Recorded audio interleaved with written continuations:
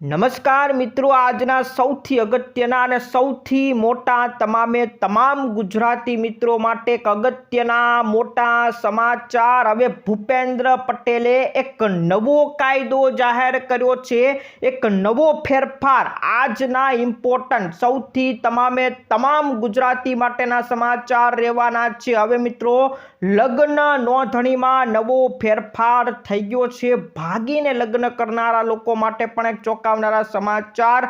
હોળી ધૂળેટીને લઈને એક સૌથી મોટી જાહેરાત કરવામાં આવી છે. તો આ બાજુ હવે રેશન કાર્ડ ધારકો હવે નવી સિસ્ટમ આવી જશે. અંગૂઠા સિસ્ટમ બંધ થઈ જવાની છે. શું જાહેરાત છે આજના વિડીયોની અંદર જાણવાના છે. સીબીએસઈ સ્કૂલની અંદર અંગ્રેજી વિષયને હવે ફોરેન વિષય એટલે કે વિદેશી ભાષા જાહેર કરવામાં આવશે. આધાર કેન્દ્રોને હવે ગૂગલ મેપ સાથે કનેક્ટ કરવામાં આવશે. અને સિમ કાર્ડ ધારકો માટે એક મોટી ચેતવણી છે. તમે વોટ્સઅપ વાપરતા હોય, ટેલિગ્રામ વાપરતા હોય, ફેસબુક વાપરતા હોય તો હવે સિમ કાર્ડને લઈને એક મોટા અગત્યના સમાચાર આવી ગયા છે. તમામ મિત્રો માટેના આજના સમાચાર. આજનો કાયદો ખૂબ અગત્યના રહેવાના છે. વંદે માતરમ ગીતને લઈને પણ એક નવો નિયમ આવી ગયો છે. જન્મ દાખલો પણ હવે તમારે નવો કઢાવવો પડશે. એકથી એક લેટેસ્ટ સમાચાર આપીશું, પણ એ પહેલાં જે મિત્રો નવા હોય આપણી ખેડૂત દુનિયા ચેનલને ફટાફટ સબસ્ક્રાઇબ કરી દેજો. તો મિત્રો, સૌથી પહેલા અને સૌથી મોટા અગત્યના સમાચાર. તમે જો વોટ્સઅપ વાપરો છો, ટેલિગ્રામ વાપરો છો તો હવે તમારું સિમ કાર્ડ એક્ટિવ હોવું જરૂરી છે. જી હા મિત્રો, હવે તમારું સિમ કાર્ડ એક્ટિવ હશે તો જ તમે આ વોટ્સઅપ ટેલિગ્રામ વાપરી શકશો, નહીં તો આ બધું બંધ થઈ જવાનું છે. જે લોકો ઇનએક્ટિવ સિમ કાર્ડ ઉપર આ બધું ખોલીને બેઠા છે એ બધું એમનું બંધ થઈ જશે. સરકાર દ્વારા ઉપરથી તમામ કંપનીઓને આદેશ આપી દેવામાં આવ્યા છે કે આવનારી 1 માર્ચ મહિનાની 1 તારીખથી આ નવો નિયમ લાગુ કરી દેવાનો છે. તમામ વોટ્સઅપ હોય, ટેલિગ્રામ હોય, બધાને કહી દીધું છે કે હવે સિમ કાર્ડ સાથે તમારે કનેક્ટ રહેવું પડશે. જેના સિમ કાર્ડ એક્ટિવ હશે એટલે કે તમારા સિમ કાર્ડમાં બેલેન્સ હોય, ચાલુ હોય, તો જ આ બધું ચાલુ રહેશે. એટલે કે વોટ્સઅપ હોય, ટેલિગ્રામ હોય, એ બધું એક્ટિવ જો તમારે ચાલુ રાખવું હોય તો તમારે તમારા સિમ કાર્ડને પણ એક્ટિવ રાખવું પડશે. આ નિયમ સરકાર દ્વારા લાગુ કરવામાં આવ્યો છે. તમામ કંપનીઓને કહેવામાં આવ્યું છે કે જો કોઈ કંપની આનું પાલન નહીં કરે તો કડક કાર્યવાહી કરવામાં આવશે. એટલે વોટ્સઅપ, ટેલિગ્રામ આ બધા હવે આનું પાલન કરવાના છે. એટલે મિત્રો, 1 માર્ચ 2026થી આ નિયમ લાગુ થશે. તો હવે જો તમારા સિમ કાર્ડ એક્ટિવ નથી, એમાં બેલેન્સ નથી, તો પુરાવી લેજો, કારણ કે તમારું વોટ્સઅપ, ટેલિગ્રામ બંધ થઈ શકે છે. કયું ટેલિગ્રામ? એ સિમ કાર્ડ સાથે જોડાયેલું હોય એની હું વાત કરું છું. જે સિમ કાર્ડ સાથે જે વોટ્સઅપ તમે કનેક્ટ કર્યું છે, જો એ ચાલુ રાખવું હોય તો એ સિમ કાર્ડને પણ તમારે ચાલુ રાખવું પડશે. તો અગત્યના સૌથી મોટા સમાચાર છે મિત્રો. હવે ગૂગલ મેપની અંદર તમે ગૂગલ મેપનો ઉપયોગ શેના માટે કરો છો? રસ્તાઓ જોવા માટે, કે કોણ ક્યાં કેટલું આઘું કેટલું, એ રસ્તાઓ જોવા માટે તમે ગૂગલ મેપનો ઉપયોગ કરો છો. પણ હવે તમારા નજીકમાં કેટલા આધાર કેન્દ્રો છે, કઈ કઈ જગ્યાએ છે, એ પણ હવે ગૂગલ મેપની મદદથી જાણી શકશો. કારણ કે હવે તમામ આધાર કેન્દ્રોને ગૂગલ મેપમાં લિંક કરવામાં આવશે. તો યુઆઈડીએઆઈએ નવો નિર્ણય કર્યો છે, ગૂગલ મેપ સાથે ભાગીદારી કરી છે અને હવે તમામ આધાર કેન્દ્રો, ભારતની અંદર જેટલા પણ આધાર કેન્દ્રો હશે એને ગૂગલ મેપ સાથે કનેક્ટ કરવામાં આવશે. એટલે હવેથી ભવિષ્યમાં તમે ગૂગલ મેપમાંથી જોઈ શકશો કે તમારું આધાર કેન્દ્ર તમારા વિસ્તારથી કેટલું દૂર, કઈ જગ્યાએ આવેલું છે. બધા જ આધાર કેન્દ્રો તમે જોઈ શકશો. આ સેવા ટૂંક સમયની અંદર શરૂ થઈ જવાની છે. આનાથી પુખ્ત વયના જે લોકો છે, આધાર કેન્દ્રો પોતાના શહેરમાં શોધી નથી શકતા, એમના માટે બાળકોની નોંધણી માટે આ બધા માટે હવે ખૂબ સરળ થવાનું છે. આધાર કેન્દ્રો હવે ગૂગલ મેપના માધ્યમથી તમે શોધી શકશો. તો મિત્રો આ સૌથી મોટી અગત્યની અપડેટ હતી. મિત્રો એક બીજા મોટા સમાચાર, CBSE સ્કૂલોની અંદર અંગ્રેજી વિષયને લઈને એક મોટો નિર્ણય લેવામાં આવ્યો છે. CBSEએ પોતાના દેશના કરોડો વિદ્યાર્થીઓ અને વાલીઓ માટે એક મોટી જાહેરાત કરી છે. એમણે મિત્રો શૈક્ષણિક સત્ર 2026 અને 27થી ધોરણ 6ના વિદ્યાર્થીઓ માટે હવે 3 ભાષાઓ ભણવી ફરજિયાત કરવામાં આવી છે. નેશનલ એજ્યુકેશન પોલિસી 2020 અને નેશનલ કરિક્યુલમ ફ્રેમવર્ક આ બધાના અમલીકરણની દિશામાં એક મોટું પગલું દેશે ભર્યું છે. હવે અંગ્રેજી વિષયને વિદેશી ભાષા જાહેર કરવામાં આવી છે. એટલે કે અંગ્રેજી ભાષા આપણી છે એને ફોરેન ભાષા ગણવામાં આવશે. એટલે હવે જો CBSEની અંદર અંગ્રેજી માધ્યમમાં તમે ભણો છો તો તમારે ફરજિયાતપણે ભારતની 2 ભાષા પણ ભણવી પડશે. જ્યાં મિત્રો આપણે ગુજરાતીઓ છીએ તો ગુજરાતી અને હિન્દી આ 2 ભાષા પણ અંગ્રેજી સાથે ભણવી પડશે. જો હિન્દી ન ભણવી હોય તો ગુજરાતીની સાથે સંસ્કૃત આ 2 ભાષા તમારે અંગ્રેજીની સાથે ભણવી પડશે. એટલે ફરજિયાતપણે તમારી માતૃભાષા ભણવાની છે અને બીજી એક ભારતની કોઈ પણ હિન્દી, સંસ્કૃત, બીજી કોઈ ભારતની ભાષા પણ તમારે ભણવાની રહેશે. એટલે ખાલી ને ખાલી અંગ્રેજી ભાષા ઉપર જે શીખવતા હતા એ હવે યોગ્ય ગણાશે નહીં. અંગ્રેજી ભાષાને વિદેશી ભાષાની શ્રેણીમાં મૂકી દેવામાં આવી છે. તો આ CBSE બોર્ડ દ્વારા નવો નિર્ણય લેવામાં આવ્યો છે. એટલે આગામી સમયની અંદર બાળકોએ 3 આ વિષયની પરીક્ષા આપવી પડશે. એટલે 3 ભાષાઓ ભણવી પડશે. ત્યાર પછીના મિત્રો હવે સમાચાર આવી ગયા છે રેશન કાર્ડને લઈને. રેશન કાર્ડમાં મિત્રો હવેથી જે નવી સિસ્ટમ આવવાની છે એ સિસ્ટમમાં તમારે અંગૂઠો આપવો પડશે નહીં. જી આ મિત્રો, હવેથી રેશનની એક નવી સિસ્ટમ આવી જવાની છે જેને આપણે ડિજિટલ સિસ્ટમ ગણીશું. આ સિસ્ટમ કેવી રીતના કામ કરશે, ભારત સરકારે આ અનોખી પહેલ શું કરી છે એના વિશેની વિગતવાર માહિતી આપી દઉં. તો મિત્રો હવેથી ડિજિટલ કરન્સીને PDS સાથે જોડવામાં આવી છે. PDS એટલે કે જે રાશન વિતરણની આખી કંપની જે સિસ્ટમ છે એને આપણે PDS કહીએ છીએ. આ સિસ્ટમને ડિજિટલ કરન્સી સાથે જોડવામાં આવશે. એટલે કે મિત્રો જ્યારે મહિનાનો પહેલો દિવસ અથવા તો કોઈ ફિક્સ તારીખો હશે એ તારીખે તમારા મોબાઈલની અંદર એક રૂપી જમા કરવામાં આવશે. આ રૂપી એટલે કે ડિજિટલ રૂપિયા હશે જે તમારા ફોનની અંદર જ તમે સાચવી શકો એવા રૂપિયા હશે. એ રૂપિયા જેટલું તમને રાશન મળતું હોય, જથ્થો મળતો હોય એટલા રૂપિયા દર મહિને તમને નાખવામાં આવશે. એ રૂપિયા તમને QR કોડ અથવા તો કોઈ બીજા કોડની અંદર આપવામાં આવશે. પછી એ ફોન લઈને તમારે રાશનની દુકાને જવાનો છે, એ QR કોડ સ્કેન કરશે અને ત્યાર પછી તમને જેટલું અનાજ મળવાનું છે એ અનાજ તમને મળી જશે. એટલે આવી ડિજિટલ સુવિધા શરૂ થવાની છે. તમારા ફોનમાં એક ડિજિટલ પૈસા નાખવામાં આવશે. એ પૈસા તમે ખાલી રાશનની દુકાને જ વાપરી શકશો, બીજે ક્યાંય વાપરી નહીં શકો. આ જે પૈસા હશે ડિજિટલ પૈસા એ ખાલી માત્ર ને માત્ર રાશનની દુકાન ઉપરથી તમે અનાજ લેવા માટે જ માન્ય ગણાશે. તો મિત્રો હવે તમારે આ નવી સુવિધા આવી જવાની છે. કદાચ અંગૂઠો આપવાની સિસ્ટમ છે એને પછી કાઢી નાખવામાં આવશે. તો મિત્રો આ નવી સિસ્ટમ શા કારણે લાવવામાં આવી?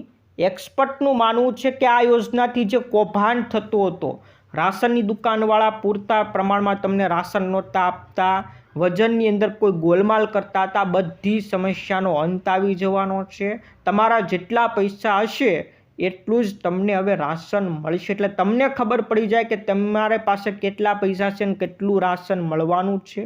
આ બધો કૌભાંડ જે વચ્ચે થતો હતો એ બધી લીકેજ અટકી જશે. અનેકવાર સબસિડીની રકમનો ઉપયોગ પણ ખોટી રીતે થતો હતો, એ ઉપયોગ પણ હવે અટકી જશે। આ તમામ મિત્રો માટે ખૂબ અગત્યના સમાચાર રહેવાના છે। આવનારા સમયની અંદર ભવિષ્યમાં રાશનની આ નવી સિસ્ટમ ઉપલબ્ધ થવાની છે। આમાં મિત્રો થોડા પડકારો પણ રહેવાના છે, કારણ કે ગામડાઓની અંદર જે લોકો રહે છે અને આવી સુવિધાની ખબર હોતી નથી, એટલે કે એમની પાસે આવા મોબાઈલ નથી હોતા, તો ડિજિટલ પૈસા એના ખાતામાં કેવી રીતના પોગાડવા એની અત્યારે મિત્રો અટકળો શરૂ છે। અત્યારે જે મુશ્કેલીઓ ઊભી થઈ રહી છે ગામડાની અંદર, જે લોકો પછાત હજી છે, જે લોકોને આ સુવિધાની ખબર નથી, જેની પાસે સ્માર્ટ મોબાઈલ નથી, એવા લોકો માટે શું કરવું અત્યારે અડકળો શરૂ છે। એટલે થોડીક આ સિસ્ટમની વાર લાગવાની છે, પણ એકવાર આ સિસ્ટમ જો આવશે તો તમામ મિત્રો માટે ખૂબ ફાયદાકારક રહેવાની છે। હોળી અને ધૂળેટી આવશે, તમામ લોકો અત્યારે ગૂંચવણથી મૂંઝવાયેલા છે કે હોળી ક્યારે છે અને ધૂળેટી ક્યારે છે। હોળી કોઈક મિત્રો કહી રહ્યા છે કે 2 તારીખે અને ધૂળેટી 3 તારીખે, ત્યારે હવે તમામ મિત્રોની અટકળો પતાવી દઈએ છીએ। આ વર્ષે હોળી અને ધૂળેટીના પર્વની ઉજવણી જે કરવામાં આવશે એમાં હોળીનો તહેવાર 3 માર્ચના રોજ છે, જે તમે હોળિકા પ્રગટાવો છો રાતે 3 તારીખ 3 માર્ચના રોજ છે, અને ધૂળેટી જે તમે રંગોથી રમો છો એ તહેવાર 4 માર્ચ 2026 બુધવારના રોજ રહેવાનો છે। ગુજરાતની અંદર સત્તાવાર રજા 4 તારીખે જ રહેવાની છે, એટલે કે ગુજરાત સરકારે જે સત્તાવાર રજા જાહેર કરી છે એ 4 માર્ચ ધૂળેટીના દિવસે, એટલે 4 તારીખે રજા જાહેર કરી છે। તો મિત્રો 4 તારીખે ધૂળેટીનો તહેવાર છે અને 3 તારીખે હોળીનો તહેવાર રહેવાનો છે। તો હોળી ધૂળેટીને લઈને સૌથી મોટા સમાચાર હતા। તો મિત્રો આવી જાવ એક નવા કાયદાને લઈને। હવે મિત્રો ભૂપેન્દ્ર સરકાર એક નવો કાયદો ઘડશે। હર્ષ સંઘવી દ્વારા મિત્રો એની જાણકારી આપી દેવામાં આવી છે કે લગ્ન નોંધણીના હવે નવા ફેરફાર થશે। પાટીદાર સમાજ ઘણા સમયથી કહેતા હતા કે લગ્ન નોંધણીનો નવો નિયમ લાવો, ભાગીને જતા જે દીકરા દીકરીઓ છે એને કાબૂમાં રાખવા માટે એક નવો નિયમ લાવવામાં આવે, અને એને જ ધ્યાને રાખીને રાજ્ય સરકાર દ્વારા એક જાહેરનામું બહાર પાડવામાં આવ્યું છે। આ જાહેરનામામાં લગ્ન નોંધણીના નવા ફેરફારો લાગુ કર્યા છે। આ ફેરફારો વિશે સૌપ્રથમ તમને બતાવી દઉં કે નવા નિયમમાં 4 બાબતમાં સુધારો કર્યો છે। અગાઉ અરજી વખતે વરવધુના દસ્તાવેજ લેવામાં આવતા હતા, એટલે કે વર અને વધુ, એટલે કે જે દીકરો અને દીકરીઓ એના જ ખાલી દસ્તાવેજ લેવામાં આવતા હતા, અને એ લોકો હાજર ન હોય, ખાલી દસ્તાવેજ આપી દો તો પણ લગ્ન નોંધણી થઈ જતા હતા। પણ હવેથી વર વધુએ ત્યાં હાજર રહેવું પડશે, અને દસ્તાવેજ પણ ખાલી વર વધુના નહીં પણ માતા પિતાના પણ દસ્તાવેજો હવેથી દેવાના રહેશે। આ સૌથી મોટો ફેરફાર કરવામાં આવ્યો છે, એટલે કે માતા પિતાના દસ્તાવેજ વગર હવે લગ્ન નોંધણી થવાના નથી। એટલે આ ભાગીને લઈ જતા જે દીકરીઓને ભાગીને લઈ જાય છે એ લોકો માટે આ પડકારરૂપ હવે સમાચાર રહેવાના છે। માતા પિતાના દસ્તાવેજ વિના હવે એના લગ્ન નોંધણી થવાની નથી, અને જ્યારે લગ્ન નોંધણી કરાવવા માટે દીકરો દીકરી અથવા તો વર વધુ જાય છે એના 10 દિવસની અંદર માતા પિતાને, એના જે માતા પિતા હશે એને જાણ કરવામાં આવશે કે તમારા જે દીકરા દીકરીઓ એના લગ્ન નોંધણી માટે આવ્યા છે, તમને કોઈ વાંધો છે કે નહીં। માતા પિતાને 30 દિવસનો સમય આપવામાં આવશે। માતા પિતાને જો વાંધો હશે તો લગ્ન નોંધણી થવાના નથી। તો મિત્રો હવે 30 દિવસ સુધી તો કોઈ કાળે તમારું મેરેજ સર્ટિફિકેટ બનવાનું નથી। આ સૌથી અગત્યના સમાચાર છે, અને તલાટી પાસે જે સત્તા હતી કે તલાટી સાઇન કરી દેતા અને તમારી લગ્ન નોંધણી થઈ જતી, પણ હવેથી એ પણ થવાનું નથી। તલાટીએ એના ઉપલા અધિકારીને, ઉપરના અધિકારીને મોકલવાનું છે। ઉપરના અધિકારી સાઇન કરશે, ત્યાર પછી જ તલાટીની સાઇન થાય, ને તલાટીની સાઇન પછી જ લગ્ન નોંધણી થશે। એટલે ડાયરેક્ટ હવે તલાટી મંત્રી લગ્ન નોંધણી કરી શકશે નહીં। આ સૌથી મોટા સમાચાર મિત્રો રહેવાના છે. એટલે કે માતા પિતાની અનુમતિ વગર હવેથી લગ્ન થવાના નથી. આ મિત્રો હજી આખો કાયદો બન્યો નથી. આ જે છે જાહેરનામું બહાર પાડ્યું છે કે આવા ફેરફારો અમે કર્યા છે. હવે આ ફેરફારોને લઈને નાગરિકોની અંદર કોઈ અસમંજસ હોય અથવા તો નાગરિકોને એવું લાગે કે આ કાયદો સારો નથી, જો કોઈ સુધારો આમાં કરવો પડે તો નાગરિકો માટે 1 મહિનાનો સમય આપવામાં આવ્યો છે. ગુજરાતના તમામ નાગરિકોને 1 મહિનાની અંદર પોતાના વાંધા રજૂ કરવાના રહેશે. સરકારને લેખિતમાં મોકલવાના રહેશે જો તમને આ ફેરફારમાં કોઈ પણ વાંધો હોય તો મિત્રો તમારે લેખિતમાં મોકલવાનો. સરકારને જો યોગ્ય તમારો ફેરફાર લાગશે, તમારો સુધારો યોગ્ય લાગશે તો એ ફેરફાર પછીથી કરવામાં આવશે. એટલે 1 મહિનાનો સમય તમને આપવામાં આવ્યો છે. આ લગ્ન નોંધણીનો જે નવા નિયમો બહાર પાડ્યા છે, 4 સુધારા જે કર્યા છે, એમાં તમને કોઈ સુધારો કરવાનો હોય તો તમારે સરકારને લેખિતમાં જાણ કરવાની રહેશે અને ત્યાર પછી એને મંજૂર કરી નાખવામાં આવશે. એટલે 1 મહિના પછી આ કાયદો મંજૂર થઈ જવાનો છે. તો તમામ મિત્રોને અત્યારે જો વાંધો હોય તો તમારે લેખિતમાં જાણ કરવાની રહેશે. તો નવા ફેરફાર સરકાર દ્વારા કરવામાં આવ્યા છે. સૌથી મોટા અને અગત્યના સમાચાર હતા. આ બાજુ મિત્રો એક સમાચાર એ મળી રહ્યા છે કે હવે જન્મ દાખલો તમારે નવો કઢાવવો પડશે. જે લોકોના જૂના દાખલાઓ હતા, પહેલાં નગરપાલિકાઓમાંથી જૂના દાખલા કાઢીને આપતા હતા, લખીને પોતાના લખાણવાળા પેનથી લખેલું હોય એવા દાખલા પણ ઘણા મિત્રો પાસે હશે. તો હવેથી એને નવા દાખલા, આ પ્રકારના જે QR કોડવાળા દાખલા આવે છે એ જન્મના દાખલા કઢાવવા પડશે. હવેથી તમારે કોઈ પણ સરકારી કામ કરાવવું છે તો એમાં જન્મનો દાખલો QR કોડવાળો જ માગશે. આધાર કાર્ડની અંદર પણ જો સુધારા વધારા કરાવવા હોય તો કેન્દ્ર સરકારના પોર્ટલવાળો આવો QR કોડવાળો જ જન્મ દાખલો હવે માગવામાં આવશે. નવા દાખલા માગવામાં આવશે. જૂના દાખલાઓ હવે માન્ય ગણાશે નહીં. એટલે મિત્રો તમામ મિત્રો માટે સૌથી અગત્યના સમાચાર, હવે તમારે QR કોડવાળો દાખલો કઢાવવો પડશે. આ બાજુ વંદે માતરમ ગીતને લઈને એક નવો નિયમ આવ્યો છે અને આ નિયમને લીધે એક મોટો વિવાદ પણ થયો છે. હવેથી રાષ્ટ્રગાન જન ગણ મન જે રીતના તમે ગાઓ છો તેને માન આપો છો, સન્માન આપો છો, એવી જ રીતના વંદે માતરમ ગીતને પણ માન સન્માન આપવું પડશે. સરકારે કીધું છે કે હવે વંદે માતરમ ગીતમાં પણ સાવધાનની મુદ્રામાં તમારે ઊભું રહેવું પડશે અને કોઈ પણ સંજોગો, કોઈ પણ કાર્યક્રમની અંદર જ્યારે 2 ગીત ગાવાના હોય, વંદે માતરમ અને જનગણ મન 2 ગાવાના હોય તો સૌથી પહેલાં વંદે માતરમ ગીત ગાવાનું રહેશે. પછી જ તમારે જનગણ મન રાષ્ટ્રગાન ગાવાનું રહેશે. અને વંદે માતરમ ગીત ગાવ તો એ આખું ગાવાનું રહેશે. અડધું એમ નહીં, આખું પૂરેપૂરું વંદે માતરમ ગીત ગાવાનું રહેશે. અને આને જ લઈને મુસ્લિમ સમુદાયની અંદર એક વિરોધ કરવામાં આવી રહ્યો છે. સરકારને કહેવામાં આવી રહ્યું છે કે અમે આ ગીત ગાશું નહીં. એટલે મુસ્લિમ સમુદાય દ્વારા એક વિરોધ કરવામાં આવી રહ્યો છે. આ સૌથી મોટા અગત્યના સમાચાર છે. આ બાજુ ગુજરાત દુકાન અને સંસ્થા બિલની અંદર એક ફેરફાર કરવામાં આવ્યો છે. હમણાં મિત્રો આપણું બજેટ સત્ર શરૂ હતું. આ બજેટ સત્રની અંદર 3 બિલ રજૂ કર્યા છે. એમાંથી આ એક બિલ છે ગુજરાત દુકાન અને સંસ્થા બિલ. આ બિલની અંદર જે દુકાનદારો, જે સંસ્થાઓ 20 કે તેથી વધુ કામદારોને રાખતા હોય એમના માટે આ નવા નિયમનું પાલન કરવાનું રહેશે. જ્યાં મિત્રો 20થી વધારે કામદારો રાખતા હોય તો હવેથી તમારા તમામ નિયમોનું પાલન કરવાનું રહેશે.